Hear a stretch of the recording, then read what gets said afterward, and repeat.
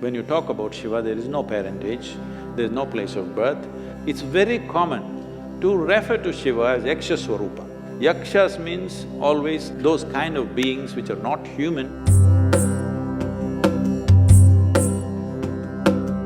So, all the enlightened people who've been… How many did you meet? Like, I've heard about many. Like, say Krishna or Muhammad or Ram or Christ, Buddha, all the enlightened people who've been on this planet, there is some sort of mention of their birth or death. But when it comes to Shiva, like you say, and I've read that he was self-created, and I often ask you this question, that did he disappear into thin air, and apparently something like that happened. He couldn't even have biological children with any of the women he was married to. Also, he… At least you can't blame him for the population. Sadhguru, I'm coming to something very important. There is a theory… I thought population was very important too. There is a theory that Shiva is alien. My favorite director, Christopher Nolan, made this film, Interstellar, which is one of my favorite films, where they are constantly referring to certain beings as they. They are communicating, they are talking to us, they are doing this, but they never really clarified who they were. Like, were they aliens, were they gods, who they were? And Sadhguru, like this, I think I felt it in, like when any creative idea comes to me, it has absolutely no intellectual grounds where I can go back and track it down. It's literally like a mail dropped in my head. It seems like it's from an outside space. This is not a confession. I know it's a confession, but Sadhguru, is it that we are being operated by an external, sort of outside beings? Is it that? Well, people who have no faith in human intelligence are looking up that intelligence will come from somewhere else.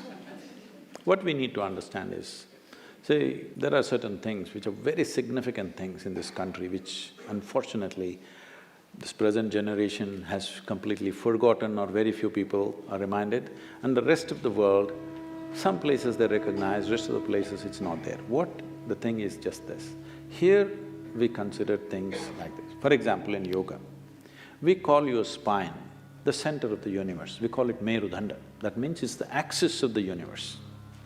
What is a universe? Please understand this. Today scientists are admitting it is an endless universe. Forever we've been saying it's an ever-expanding universe. So we said your spine is the axis of the universe. That sounds ridiculous. Even without putting any load, most people's backs are hurting badly. They can't even walk or run or do anything. If this becomes the axis of the universe, what will happen? Why we are saying this is, see, you know there is a universe or you think there is a universe only by your experience, isn't it so? If you did not experience, if you could not see this, if you could not see like this and feel like this, you wouldn't know there is a universe. Only because of your experience there is a universe. And the center where your experience is being transmitted is through your spine.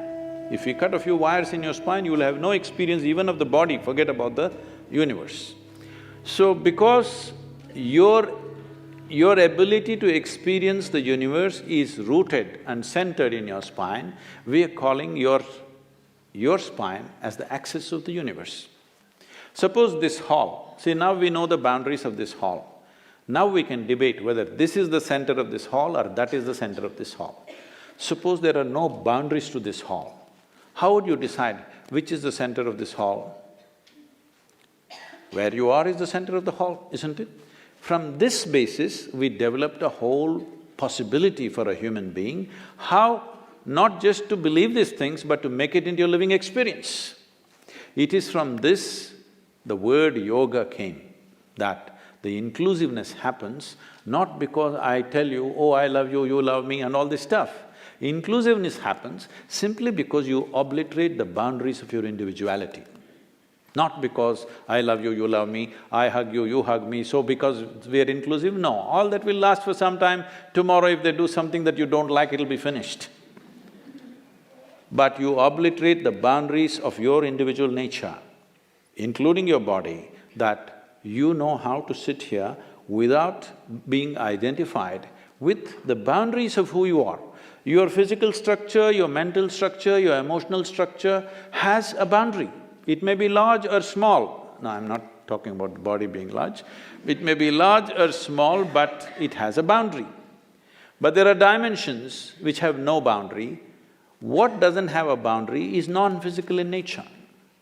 So our focus has always been on that dimension, which is non-physical. That is why Shiva became the most important thing, because Shiva means that which is not, that which is non-physical. Now is he the yogi that we're talking about, is he a human being, did he come from somewhere else? See, there are things, as you said, there is no parentage. When you talk about Shiva, there is no parentage, there's no place of birth, nobody saw him as a young boy to grow up. All the time when we saw him, he was about the same age. And we don't know where he died, such a significant human being. Even in those times, if he died somewhere, they should have built a temple, they should have built some kind of a monument for him. Nothing like that happened. So there is no birth, there is no death, there is no parentage, there is no siblings, there is no anything to prove that he was here. Does it mean to say we can assume he came from somewhere? Not necessarily. But in many of if you look at the lore, it's very common to refer to Shiva as Yaksha Swarupa. This means, Yakshas means always those kind of beings which are not human, but who supposed to have existed in the natural environment in this planet, in the forests and other things. Whatever we were referring to, some kind of beings or creatures or whatever you want to call them, who are not human in nature. So many times in the lore, you will see any number of songs and other things talking about Shiva as a Yaksha Swarupa. So there are many things which point, but there is no specific proof that he came from elsewhere. The word Shiva, Shiva means that which is not. That which is physical creation. That which is not is that which is not physical. That which is not, where can it be? In India or America? Or on this planet or in another galaxy, where can it be? It's everywhere. So, there is a dimensionless existence. So we called it appropriately Shiva, that means that which is not. Today modern scientists are saying that nearly 99% of the cosmos is empty. But not that there is nothing, there is something, but it is not something. Because our idea of something is, we should be able to perceive through five senses. See, right now what you can see and what you cannot see is this. You can see my hand because it is stopping light. Anything that is not stopping light, you don't see, isn't it? Right now there is air here which you're breathing, which is most vital for your existence, but you don't see it. You don't see the air unless you live in Delhi. Now, if you look up in the sky, you see the stars. But stars are a small happening. The real thing is the vast emptiness.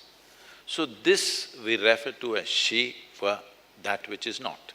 Today modern scientists are saying this vast space has a tremendous amount of energy, but it is not any of the energies that are measurable by us, like electromagnetic waves or weak nuclear energy or strong nuclear energy or electrical systems or microwaves, none of these things. It is none of the measurable energies.